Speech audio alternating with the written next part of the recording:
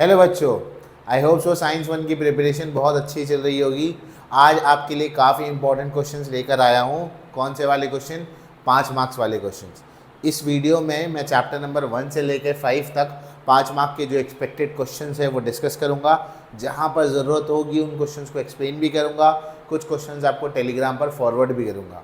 तो चलो chapter wise questions को देखते हैं। सबसे पहले जो क्वेश्चंस हैं हमारे वो है चैप्टर नंबर 1 ग्रेविटेशन से। देखो, ग्रेविटेशन से यूजुअली यही हुआ है कि उससे 5 मार्क का क्वेश्चन आता नहीं है। मेजॉरिटी टाइम्स आपको 5 मार्क क्वेश्चन नहीं मिलेगा। अगर मिला तो मेरे हिसाब से वो केपलर्स लॉ का क्वेश्चन हो सकता है, या तो ये हो सकते हैं कि पैराग्राफ बेस्ड क्वेश्चन है। पैराग्राफ बेस्ड क्वेश्चन मतलब क्या? साइंस का जैसे एक पैराग्राफ दिया होता है, तो वैसे इसमें एक पैराग्राफ दिया हुआ आपको, उस पैराग्राफ के बेस पर आपकी कॉन्सेप्चुअल अंडरस्टैंडिंग होगी और उस कॉन्सेप्चुअल अंडरस्टैंडिंग के बेसिस पर आपको क्वेश्चन को आंसर करना होगा। सिंपल। चलो आगे चलता हूँ। अब आता हूँ नेक्स्ट वाले पर। नेक्स्ट है हमारा पीरियोडिक क्लासिफिकेशन ऑफ एलिमेंट्स। इस पे कई सारे क्वेश्चंस हैं, उसमें से 1-2 क्वेश्चन मैं यहाँ पर आपको एक्सप्लेन कर रहा हूँ और बता रहा हूँ कि कैसे क्वेश्चंस आ सकते हैं। मान लो आपको एलिमेंट दिया है ABCD। EC का मतलब है इलेक्ट्रॉनिक कॉन्फ़िगरेशन। यहाँ इलेक्ट्रॉनिक कॉन्फ़िगरेशन दिया है 2,1, 2,8, 2,8,1, 2,8,8 इलेक्ट्रॉनिक कॉन्फ़िगरेशन दिया है। और यहाँ पर आपके पास 5 क्वेश्चन हैं यहाँ पर, और इन 5 क्वेश्चंस के आंसर करेंगे। हर क्वेश्चन 1 मार्क का होगा, यानी 5 क्वेश्चन कितने मार्क के हो जाएंगे? 5 मार्क्स के लिए हो जाएंगे। बराबर। अब देखो, चलो सबसे पहला क्वेश्चन है, ये इलेक्ट्रॉनिक कॉन्फ़िगरेशन देखकर बताओ कि कौन से एलिमेंट सेम रो के एलिमेंट्स है, जो सेम रो में आ रहे हैं, ये पूछा गया है। अगर हम रो की बात करेंगे तो रो बेसिकली ये होता है ना, यहाँ बना देता हूँ मैं। रो ये होता है जिसको हम पीरियड भी बोलते हैं। बराबर है। पीरियड कैसे मालूम पड़ता है? जो सेम पीरियड में एलिमेंट्स आ रहे हैं वो कैसे मालूम पड़ते हैं? उनमें नंबर ऑफ़ शेल्स क्या होती है? सेम होती है। यहाँ कितनी नंबर ऑफ़ शेल्स हैं? 2 शेल्स हैं। यहाँ कितनी नंबर ऑफ़ शेल्स है? 2 शेल्स है। यहाँ 3 है और यहाँ क्या है? 3 है।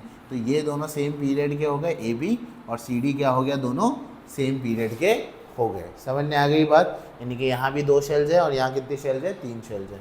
दूसरा पूछा गया है कि नंबर कौन से एलिमेंट जो है वो सेम कॉलम में आते हैं। कॉलम के लिए हमको मालूम है, कॉलम जो होता है उसको ग्रुप्स कहते हैं हम लोग, और ग्रुप्स के लिए हम क्या देखते हैं? वैलेंसी देखते हैं। बराबर। तो अगर आप वैलेंसी देखेंगे, इसकी और इसकी वैलेंसी क्या है? सेम है। और इसकी और इसकी वैलेंसी क्या है? सेम है। तो इसका आंसर आएगा AC और BD आंसर आएगा। समझ गए? उसके अलावा अब पूछा है कि कौन 18th कॉलम में आ रहा है। याद है, 18th कॉलम में वो एलिमेंट्स आते हैं जिनका वैलेंसी 0 होता है, उनके लास्ट शेल में पूरे 8 इलेक्ट्रॉन होते हैं। तो किसके लास्ट शेल में पूरे 8 इलेक्ट्रॉन हैं? B के लास्ट शेल में पूरे 8 इलेक्ट्रॉन आपको दिखेंगे और D के लास्ट शेल में पूरे 8 इलेक्ट्रॉन आपको दिखाई देंगे। बराबर। तो ये हो गया।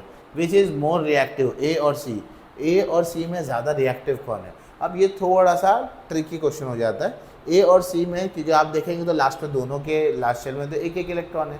A और C में पर ज़्यादा रिएक्टिव एलिमेंट जो है वो C है। क्यों? बताता हूँ। देखो, इसके लास्ट शेल में भी 1 इलेक्ट्रॉन है, इसके लास्ट शेल में भी 1 इलेक्ट्रॉन है, बट इसके थर्ड लास्ट शेल में 1 इलेक्ट्रॉन है, जिसके वजह से क्या होता है? इलेक्ट्रॉन और न्यूक्लियस का डिस्टेंस बढ़ जाता है। जब इलेक्ट्रॉन और न्यूक्लियस का डिस्टेंस बढ़ जाता है तो इस वजह से क्या होता है? वो जो इलेक्ट्रॉन है वो न्यूक्लियस से लूजली बाउंड है, वो जल्दी निकल जाएगा। अगर वो जल्दी निकल जाएगा तो रिएक्टिव भी कैसा होगा? ज़्यादा होगा। तो A और C में ज़्यादा रिएक्टिव कौन हुआ? C हुआ। आंसर समझ गया? Out of the elements A and B which is found in a compound, A और B में कौन सा एलिमेंट किसी कंपाउंड में आएगा? देखो, कोई चीज़ अगर कंपाउंड में आती है तो वो उसमें मिक्स होनी चाहिए। अब B तो किसी के साथ रिएक्ट ही नहीं करेगा, तो कंपाउंडिंग करेगा ही नहीं। तो बचा कौन? A। तो A और B में आंसर क्या आएगा? A। समझ गए? तो इस तरह का क्वेश्चन उसमें से पूछा जा सकता है। इसको एक्सप्लेन करना ज़रूरी था, आप आंसर देख के नहीं समझ पाते। नेक्स्ट क्वेश्चन में भी अगर आप देखेंगे तो यहाँ पर दिया एलिमेंट है 2, X और Y। इनका एटॉमिक नंबर आपको दिया गया है 11 और 17। आपको पूछा गया है कि X और Y की पोजीशन बताओ। X और Y की पोजीशन बताने का मतलब क्या है? आपको बताना है कि X कौन से पीरियड में आ रहा है और कौन से कॉलम में आ रहा है, या ग्रुप जो बोलते हैं उसमें आ रहा है। और सिमिलरली Y के लिए भी बताओ, सेम चीज़ Y के लिए भी बतानी है। ठीक है? कमेंट्स में मेंशन करो कि क्या होगा। फिर बताओ कि X और Y का टाइप क्या है। टाइप मतलब ये बताना है कि X और Y में X क्या है और Y क्या है, मेटल है, नॉन मेटल है, या मेटलॉइड्स है, ये आपको बताना है। ठीक है? इतनी बात हो गई। तीसरा जो है, एक मिनट, तीसरे में मैंने क्वेश्चन थोड़ा सा शॉर्ट फॉर्म में लिखा था। तो क्वेश्चन जो है थर्ड वाले का, from which block are they, ये कौन से ब्लॉक से है? S P D F 4 block है, इनमें से कौन से ब्लॉक से बताना है। कमेंट्स में मेंशन करना ताकि मेरे को मालूम पड़े कि आप वीडियो को देख रहे हैं। चौथा वाला पूछा गया इलेक्ट्रॉनिक कॉन्फ़िगरेशन और वैलेंसी, इसका इलेक्ट्रॉनिक कॉन्फ़िगरेशन बता देना। ये तो काफ़ी आसान है, इसको नहीं भी लिखोगे तो चलेगा। और ये 287 है, इसकी भी वैलेंसी कितनी है? 1 है, और इसकी भी वैलेंसी कितनी है? 1। दोनों की वैलेंसी क्या आएगी? 1। आई होप सो वैलेंसी का कॉन्सेप्ट क्लियर होगा, तो पता लग जाएगा कि यहाँ से वैलेंसी क्या आएगी? 1 आएगी। ठीक, नेक्स्ट वाला, ये वाले क्वेश्चन का आंसर मैं पहले रीड कर देता हूँ। Make a chart of the second row and write its valency, atomic number, electronic configuration, ascending order of the atomic mass. मतलब सेकेंड रो में जितने भी एलिमेंट्स आते हैं, सबसे पहली बात पीरियोडिक क्लासिफिकेशन में 1 से लेकर 20 तक सारे एलिमेंट्स याद होने चाहिए। नहीं याद है तो चैप्टर पढ़ना बेकार है, बिल्कुल बेकार है। तो चैप्टर पढ़ने के लिए पहले तो 1 से लेकर 20 तक एलिमेंट्स याद करो। ठीक, इसका आंसर मैं आपको टेलीग्राम पर भेज दूंगा, अगर नहीं भेजा तो आप कमेंट्स में मेंशन करके याद दिला देंगे। इसके अलावा ये क्वेश्चन काफ़ी ज़्यादा इंपॉर्टेंट है, पढ़ा तो हो गई, merits and demerits of periodic table. ये काफ़ी इंपॉर्टेंट क्वेश्चन है, इसको छोड़ के मत जाना बाबा, ये बहुत ज़्यादा इंपॉर्टेंट क्वेश्चन है, इसको डिले नहीं करना। इसके बाद वाला क्वेश्चन जो है फ्रॉम PYQ। अब ये PYQ से कहाँ है? मैंने PYQ आपको टेलीग्राम पर भेजा है अभी हाल फिलहाल में, आज सुबह में आई थिंक भेजा हुआ है। उसमें चैप्टर नंबर 2 कर रहे हैं ना हम लोग, तो उसके 5 मार्क वाले क्वेश्चन में जो 5 मार्क के क्वेश्चन था उसमें से एक क्वेश्चन ये था। कौन सा क्वेश्चन था? NaCl वाला आई थिंक ये क्वेश्चन है। आपको मैं बता देता हूँ आपको ये कौन सा क्वेश्चन था। हाँ, ऐसे ही कुछ क्वेश्चन होगा कि इलेक्ट्रॉनिक कॉन्फ़िगरेशन 282 वाला होगा। मतलब जितने भी PYQs उसको देख लेना, उसी के अंदर से एक क्वेश्चन है, तो आपको वहाँ पे मिल जाएगा। ठीक, ये आपने पढ़ा होगा, ये मैं टेलीग्राम पर आपको इसका क्वेश्चन आंसर दोनों भेज दूंगा, और ये आपको PYQ से रेफर करना है। तो ये चैप्टर नंबर 2 के सारे 5 मार्क्स वाले क्वेश्चन हो गए। चैप्टर नंबर 2 से क्वेश्चन आ सकता है। नेक्स्ट, अब आते हैं ये केमिकल रिएक्शन एंड इक्वेशन पर आते हैं। ठीक है, इसमें 5 मार्क का क्वेश्चन यूजुअली कम चांसेस है आने के, मगर आया तो कुछ ऐसा क्वेश्चन होगा। एक ही क्वेश्चन यहाँ पर दिया हुआ है। सबसे पहले तो बोलेगा इसको बैलेंस करने के लिए, आपको बैलेंस करने आना चाहिए। यहाँ Na2 है तो यहाँ 2 कर दो। ठीक है, 2 Na2 हो गया, और इसको और बैलेंस करेंगे अगर तो 2 Na हो गया, 2 S भी 2 हो गया, बराबर है। S 2 हो गया है यहाँ पर। यहाँ कितना S है? 1 S है, और कितना H है? यहाँ पर 2 H है, और O कितना है? यहाँ 4 है। तो अगर O 4 है यहाँ पर, तो हमको बैलेंसिंग करने के लिए, देखो अभी पूरा बैलेंसिंग एक्सप्लेन नहीं करते बैठेंगे क्योंकि टाइम नहीं है। अगर मैं यहाँ पर 2 लगाता हूँ तो ये देखो 2 2 4 हो गया, 4 H हो गया, यहाँ 2 H थे, यहाँ पर भी 2 लगा दो ताकि 4 H हो जाए। ठीक है, तो अगर ये करते हैं, यहाँ से 2 को हटा दो, क्योंकि अगर ये 2 लेंगे अपन तो ये बैलेंस नहीं हो पाएगा।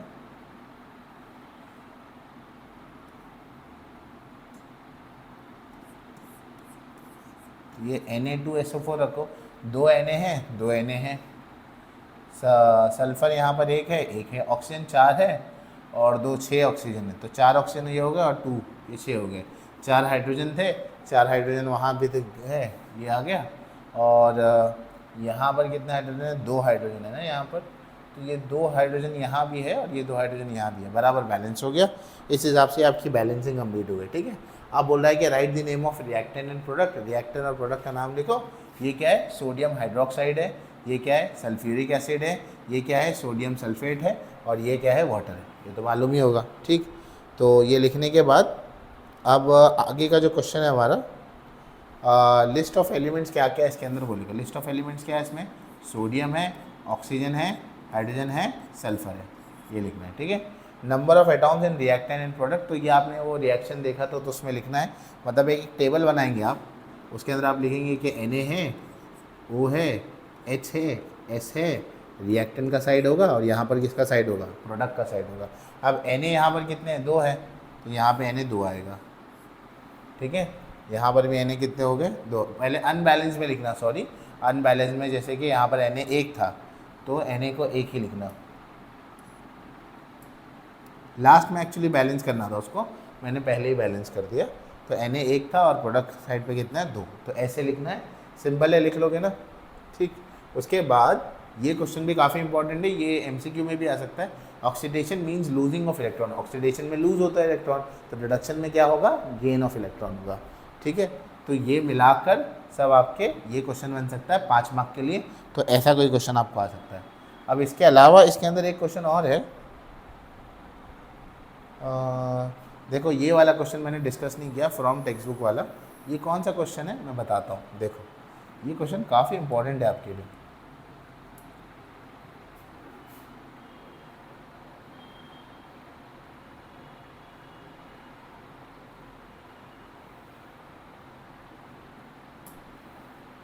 ये वाला क्वेश्चन, ये देख रहे हैं क्वेश्चन नंबर 5, क्वेश्चन नंबर 5 जो है यहाँ पर, ये क्वेश्चन अक्सर बार आपको अपने प्रीलिम्स के एग्जाम्स में दिखा होगा।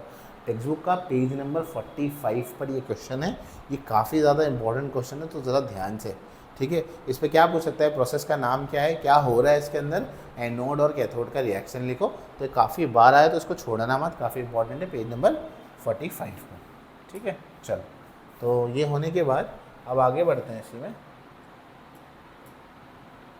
ठीक, अब आते हैं इफेक्ट ऑफ इलेक्ट्रिक करंट पर।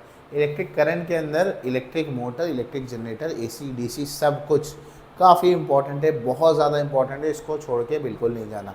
अगर आपको अभी समझने नहीं आता है तो एग्ज़ाम के लिए अब रट्टा कर लो उसको, एक ही दिन बचा हुआ है। उसका प्रोसीजर बहुत लंबा है समझने के लिए कि हाफ रोटेशन कब होता है कब नहीं होता है, पर उसको पढ़ के ज़रूर जाना है। ये इसको स्किप मत करना, बहुत ज़्यादा इंपॉर्टेंट क्वेश्चन है। इसके अलावा चैप्टर नंबर 5 हीट पर आता हूँ।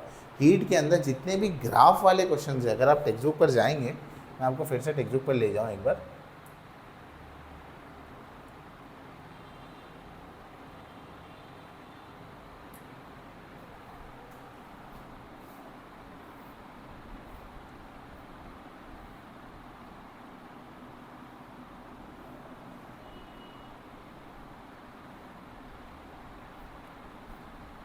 देखो हीट में ये वाला, देखो ये क्वेश्चन, ये क्वेश्चन इसको पूरा अच्छे से समझ के जाओ भाई, ये वो काफ़ी इंपॉर्टेंट है।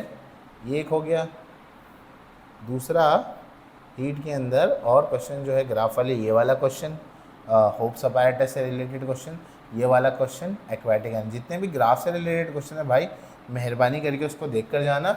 बहुत ज़्यादा इंपॉर्टेंट क्वेश्चन है, उसको अपन अवॉइड नहीं कर सकते। ठीक है, या तो इसके ऊपर एक पैराग्राफ बेस्ड क्वेश्चन आ सकता है कि हीट हॉट ऑब्जेक्ट और कोल्ड ऑब्जेक्ट, लास्ट वाला जो टेक्स्ट बुक का पार्ट है जिसमें वो वैक्स मेल्ट होता है, स्पेसिफिक हीट कैपेसिटी वाले क्वेश्चन वो आ सकते हैं। तो ये ओवरऑल रहा 5 मार्क के important question chapter number 1 to 5 के लिए।